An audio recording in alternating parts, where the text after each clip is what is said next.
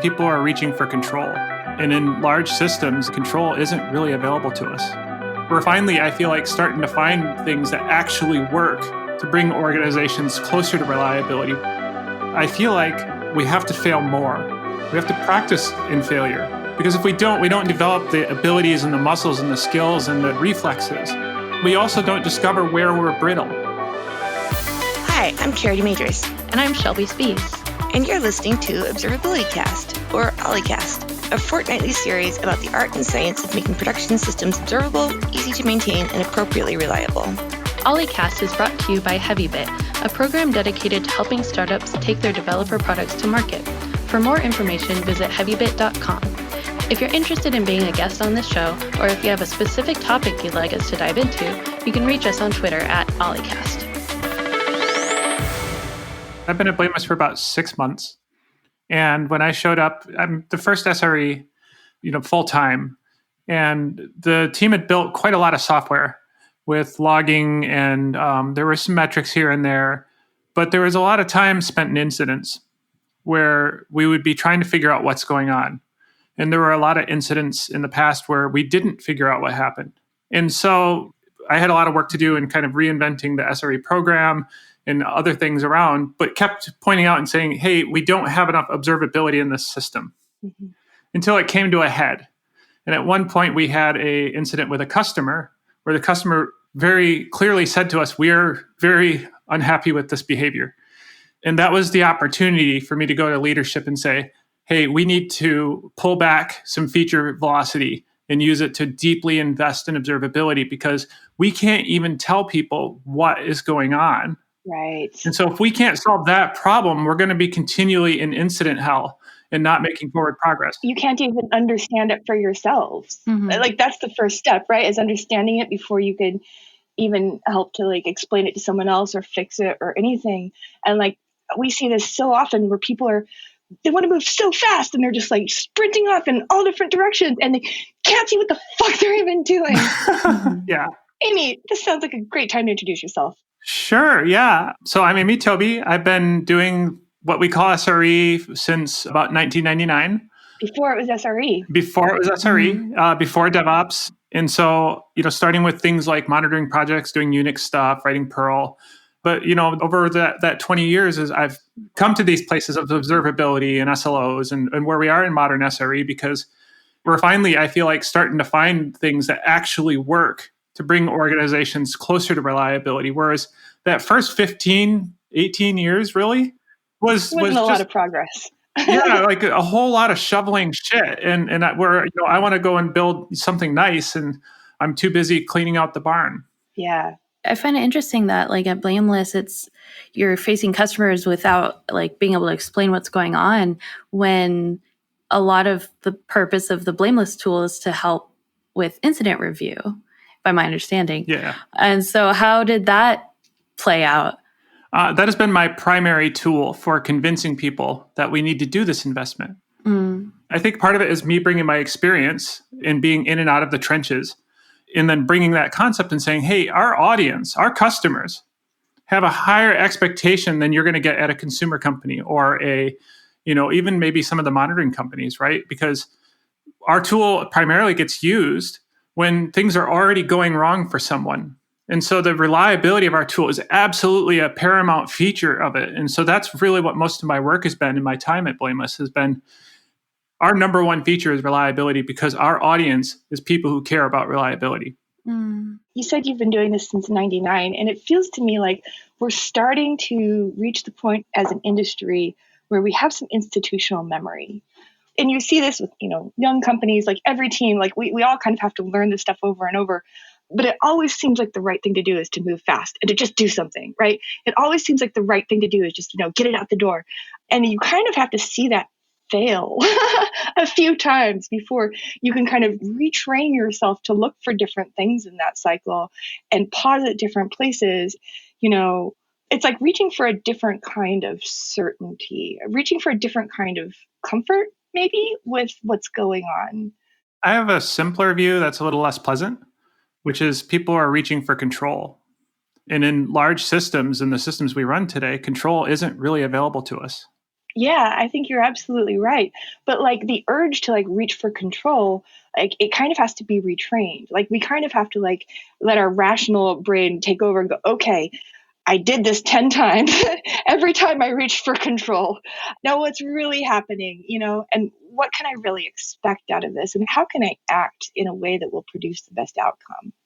It's definitely like an entire sort of paradigm shift. And it's something that I've been learning about. Actually, thanks to you, Amy, for introducing me to a lot of like this learning from incidents community and resilience engineering communities and things like that. And the concept of resilient systems over like strong but brittle systems where, if you solve for your current state and things change, that's what causes failure modes. You have these emergent failure modes. It's not about making systems that don't fail. It's about making systems that can fail a lot and still like serve their core purpose of like serving the customer. Exactly, where nobody notices that your server fell over or 100 servers fell over if you're at that scale.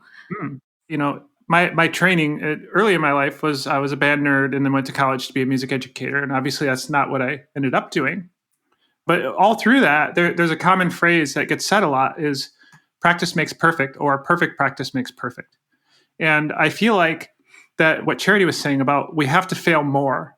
We have to practice in failure. Because if we don't develop the abilities and the muscles and the skills and the reflexes that allow us to respond to those. And then we also don't discover where we're brittle.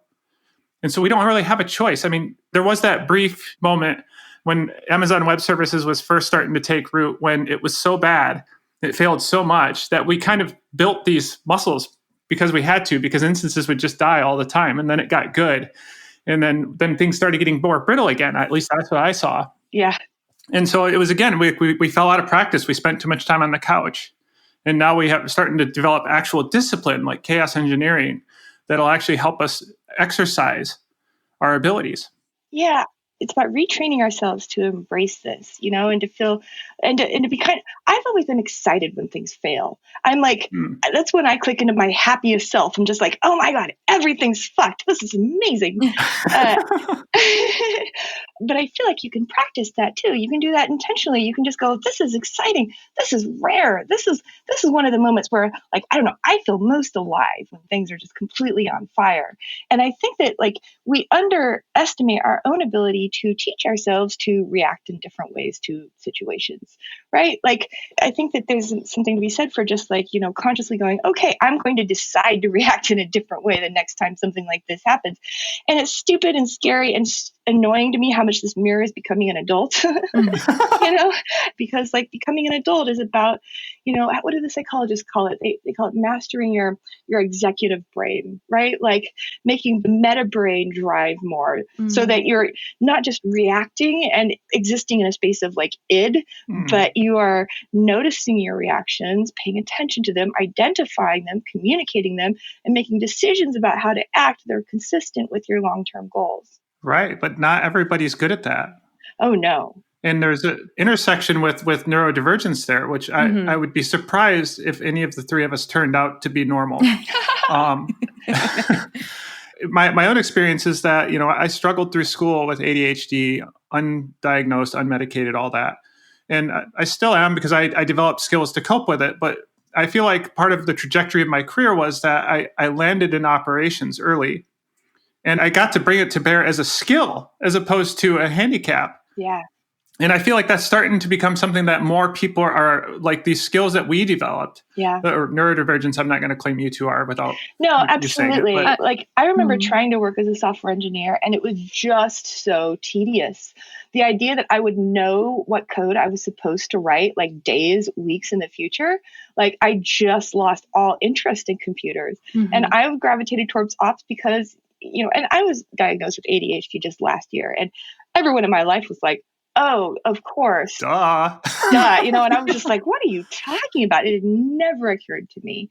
But, yeah, you're right.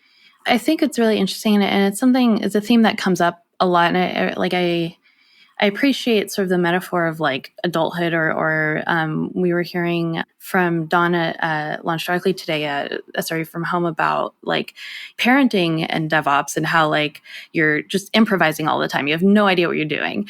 And I feel like, that's sort of the theme of adulthood is we're all, we reach this level and we don't know what we're doing, but you can get better at improvising. Like it's a skill that you can develop. And that was something that about like incident response that I'm like learning now that I'm actually like in teams that care about incident response and training it, is that it is a skill that you can learn. You can learn incident response the way you can learn to be an EMT. Yeah. I'm curious to hear, Amy, about the systems that you have at Blameless. Like, I guess I'm a little surprised in my mental model, like it's not the kind of company where you'd have like a lot of like production systems that are, fragile or they need to be like postmortemed a lot. Like, what do you have on the back end there? It's a microservice architecture, and it's the older stuff is based on a RPC system called Namico that was built in Python and uses RabbitMQ for its message bus. Oh, say no more. Yeah. I knew that when I joined, and there's work in progress to eradicate it. But yeah, RPC over RabbitMQ is exactly as bad as it sounds. Yeah, totally. I will say for queuing things, not to like be, marketing our own shit too much, but like one of the only ways that I've found to get a handle on those problems is with something like Honeycomb, where you can track everything that's in flight, right? Where you can sum up like all of the, or even just like what percentage of in-flight workers are being used by, breakdown by customer, breakdown by, endpoint. Without something like that, like it's just impossible. Being a DBA without that stuff. Oh my gosh. Like before and after was like, being able to just say like, okay, like which of our customers is consuming most of the lock time in this table? Just like really basic, straightforward questions like that. It is insane to me that as an industry, we have gotten this far without having it. Yeah, and in the case of this architecture, right, what I believe happened, it's all kind of rumors and legends, is, somebody really loved this piece of software and felt that it was the right choice at the time. Of course they did. And they were the lead developer. And so they charged ahead and they built a ton of software on it. So in a way, it's a very successful system. We have a successful business built on it. Yes.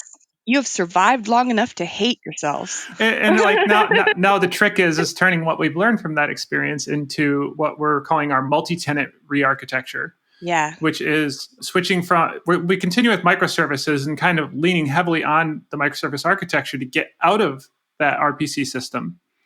But that's the other thing that's happening right now is we're rewriting a huge chunk of our architecture. Oh boy.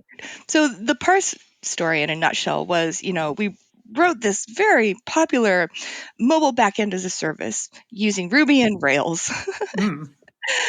So you've got this pool of unicorn workers that can have one process per request at each point in time. And at the time we got acquired by Facebook, I think we had 60,000 mobile apps all contending for those resources. Oh gosh. And around the time I left, we had over 1 million, right? So you can see the problems here. Like as we start spinning up more and more databases behind this fixed pool of work, and it doesn't matter how big you make the pool of workers. We're running at like 10 or 20% usage steady state under normal circumstances, but it can spike to many hundreds of times that amount just if a single backend gets a little bit slow. And then every single worker will just be waiting on that database to return its query or that Redis instance to return its, and once you have like tens of those databases, pretty much something is always slow. So we had to like bite the bullet and go, okay, we are going to need to do a full rewrite of our API in a threaded language. And we chose Go. And yeah, it was painful. It was painful, but like I genuinely don't know how people do it without something like Honeycomb. How do you make that decision? And how do you get buy-in for a rewrite or re-architecting an entire system? It's kind of like what Benjamin Franklin said about Americans, that we always do the right thing after exhausting all other possible options. That's kind of how it goes very frequently. Yeah. Because those rewrites that happen without that are often worse. Well, right? That's the thing. Like, if there's any other option, you should take it. Yeah. Just the hero working nights and weekends to write it all from the ground It's up. not Yeah. about that. It's about the longer your software's been around, the more stable it is, the more it's known, the more it's boring. And boring software is what powers the world, right? I know we're all singing the same song here, but having to take your more or less, stable 3 or 4 year old API and rewrite a new one. Not only that, but the impedance mismatch. Ruby and its implicit everything, it's just going to guess at all your types, right? And then you try to map that to Go, and it's going to be like, nope, nope, nope, nope, nope, nope, nope, nope, nope. And all of the mobile apps out there in the wild, which aren't happening on a regular release schedule, they're stuck in 2002 when it comes to releasing, right? They're once or twice a year, we're going to do all or nothing, right? And you have to be bug compatible with that software. Bug compatible is exactly the word I would use. Yeah, it doesn't matter. There's no such thing as right. What is right is whatever mistakes you made before. And you just have. So we did a bunch of contortions. This was the most painful thing that I've ever been through. And we finally settled on a cadence that was basically, we wrote this little thin shim thing that would fork traffic, right? And so we would put that on one of the app workers, and it would fork the traffic, and it would send it to a stable one and a Go one for that endpoint, and it would return and diff the results that it had gotten and log any differences to a file. And every morning, someone would come in and check that file, see which bugs we had, which edge cases we hadn't caught, right? So those were the easy ones. Those were the read endpoints. So you're kind of approximating a solution with that, right? It's almost like how ML kind of guesses at things by kind of wiggling into the right spot. It's just is the end user going to think this is a bug? Then we have to think this is a bug, right? Right. And then for the right endpoints, we actually had to fork the database and we daisy chained 2 of these so that we could, it worked. But this is why when I was leaving Facebook, I went, holy fuck, I don't know how to live without the tooling that we had built around Scuba, because you literally have to be able to inspect down to every single request what is happening and what correlates, right? If you're dealing with metrics and aggregates, they're as good as useless. Well, they tell you the shape of what's happening in the system, but they don't tell you what is actually happening in the system. They can't tell you anything about the reality at the pointy end where the work is happening. Yeah, and I didn't understand all of the whys, right? All I knew was that it had been categorically different than all of the failed tooling that I had tried before. And it took 2-3 years. I'm still going on explaining that experience. I'm still trying to explain it to myself and to the world. Just what is it that matters? Why does it matter? And who does it matter to? I found it really interesting just coming into learning about observability without, decades of experience living with metrics and logs and stack traces as my debugging tools, where when I first was living in production systems, I'm like, why can't I answer the questions that I have with these dashboards in front of me? Exactly what we talk about at Honeycomb, right? And I'd get so frustrated. It's I just want to know what was happening at this point in time. And then I learned you can just record that as in structured data and then go back and ask those questions. And who wouldn't want to do that? And so it's been a very interesting perspective, saying of course we should store it this way. And then going and facing everyone who's well, we've had our quantiles for the last 2 decades. How you get used to a tool. I have a theory about who doesn't want that. It was me at a time, and it was probably Charity at a time, where, my kind of coming around on observability and really understanding how the modern tracing world is pushing the state of the art forward was the realization that the gut instinct that I bring to the table as an experienced systems administrator, performance analyst, whatever, right, is that I've built that kind of knowledge graph inside of myself to be able to look at a huge wall of graphs, looking at the curves and looking at different pages and putting the information together in my head. And what I struggled with is people would keep saying Amy, can you please teach me how to do that? I really want to know how, because you always troubleshoot stuff. You get to the answer really fast. How do you do that? And the best answer I could say is well, you got to troubleshoot a lot of stuff. It's intuitive. It's like pattern matching. We learned it that way. And the feeling of power, when you can look at a graph and just go, it's Redis, and everybody's like, how did you do that? It doesn't say Redis anywhere. And you're just like, aha, but I bet you I'm right. And you are. Like, that is godlike power. It feels so good. Yes. But it's not replicable. It's diagnosing based on these like peripheral symptoms. Well, it's an intuitive leap. It's an intuitive leap based on the scar tissue of many past outages. And I was going to say a hard one intuitively, which is why I was reluctant to be like, well, what? I don't need these tools. I can already do this. Yes. But what the newer Honeycomb and we're using Stackdriver right now, these tools bring that intuition. They democratize it. They make it available to all the engineers that maybe don't work in ops and infrastructure and see how all the pieces are put together and where the wires and lines are.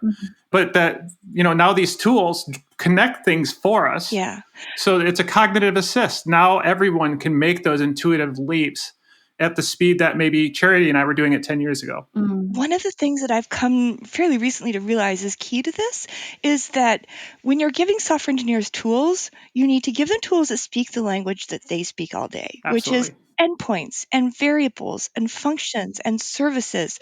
The languages that you and I speak are like, there's 4 or 5 different kinds of like memory. Like, which kind are you talking? Is it resident memory or is it shared memory? Is it virtual?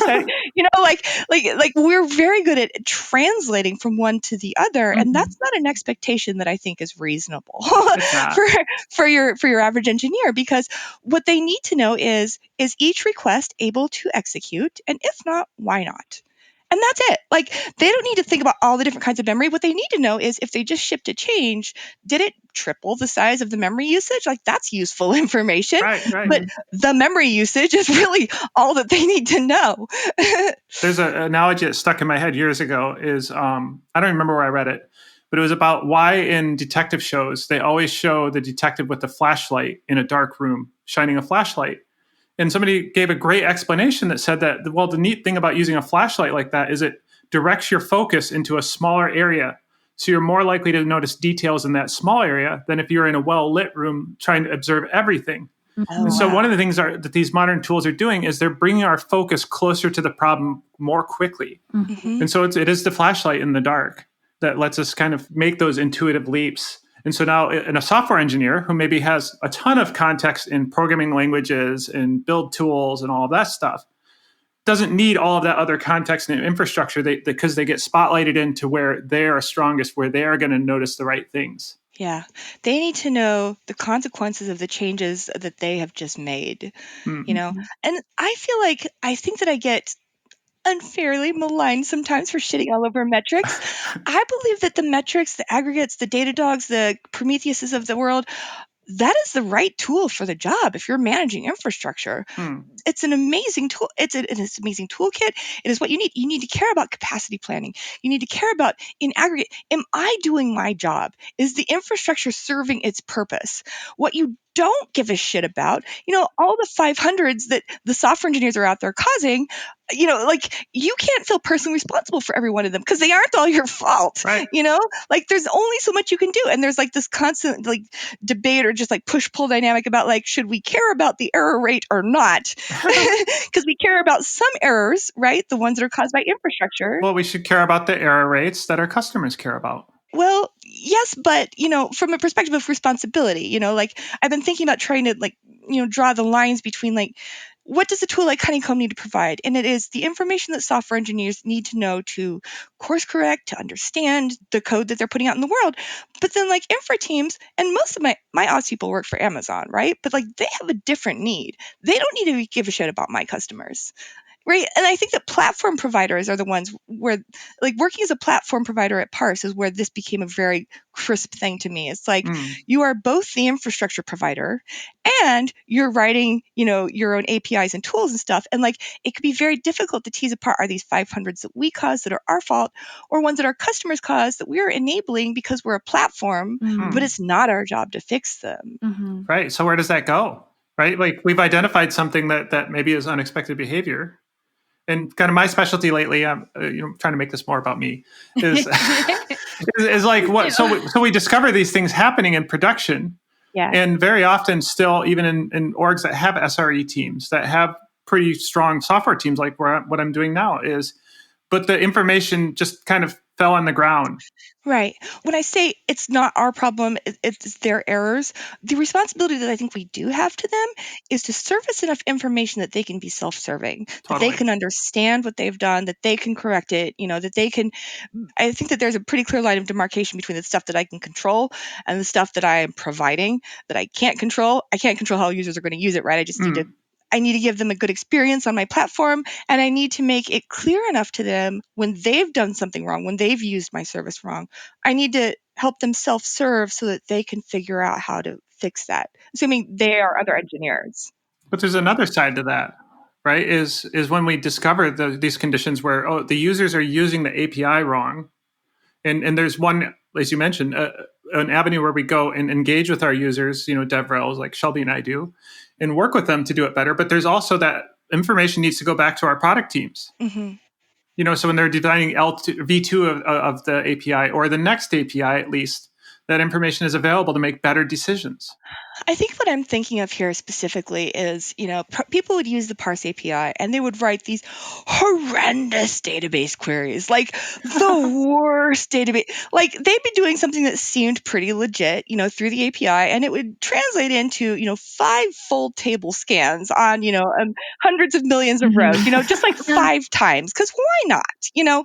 And I think we never really got to the point where we had enough engineers or enough like sophisticated customers who didn't want to just bang on it. But I always wished that we had funneled up better information to them about how those were translating, right? How the API was translating into MongoDB queries, because it wasn't really their fault. I couldn't really blame them. They were just doing something reasonable with an algorithm, and it was spitting out this incredible horseshit. And I felt like we could have held them to a higher standard if we had given them the tools to see why it was taking 5 minutes, Have we broken that wall yet, though? Because, if somebody goes and buys Honeycomb and implements it deeply in their stack, that's great for the people inside the firewall. But the customer still doesn't get that observability benefit. They don't get that unless we surface that to them. Right. You're absolutely right. And this is absolutely true. And it's something that I don't want our users, our customers, to have to go and look at the code and how it our SDKs are implemented in order to understand the best way to use it. That's a ridiculous standard to hold people to, and it's exactly like you're saying. It's meeting them in a place where they can get the most out of the tool, out of the service. It's treating engineers like people, not like engineers. Yeah. Well, I guess what I'm trying to edge towards is that at some point, as we're all kind of working in a very SaaS world that's getting even more SaaS as the idea that things should be boring. We shouldn't be building crap that's not differentiating our business. Yeah. And so there's more of this, but now we're entering the situation where if we got 20 services in our infrastructure and 10 of them are SaaS, how do we tie that all together? When I have an incident going and I need to go and say, okay, so I talked to my database SaaS and then got back this result that went to my service that then talked to this other SaaS that then looped back and then went to this other SaaS. And now I need to figure out what the heck is going on. I think we've gotten really good at making APIs to get things in, and we haven't gotten very good at getting APIs to get things out. This is something that we're struggling with at Honeycomb right now, and we're actively working on it, but it's a different skill set. It's sort of you need to understand your customers' needs in a very different way. And there's not nearly as much of a clear line to profit in doing it well. That's true, yeah.